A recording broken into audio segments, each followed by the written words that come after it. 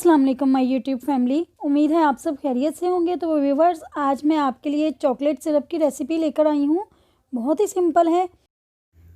सबसे पहले मैं चीनी लूँगी। 1 प्याली चीनी है मेरे पास, ये एक पैन में डालूँगी और जितनी चीनी है हमारे पास उतना डबल मैं पानी डाल दूँगी। पानी डाल के चम्मच चलाऊँगी।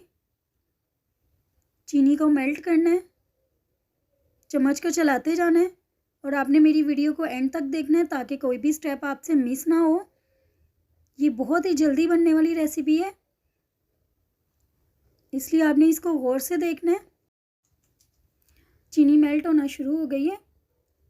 आप इस सिरप को डिफरेंट रेसिपीज़ में यूज़ कर सकते हैं, जैसे केक के लिए, कॉफ़ी के लिए और बहुत सी चीज़ों में यूज़ हो जाएगी। आप इसको एक बार बना के रख लें।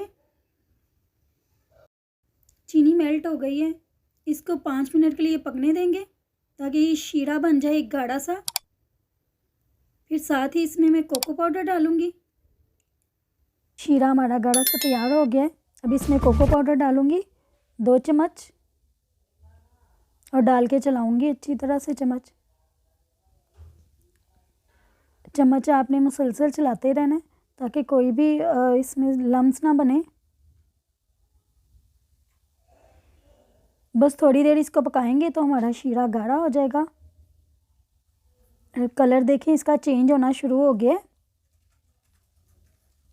ये देखें, बिल्कुल ये सिरप बन गया है, रेडी है।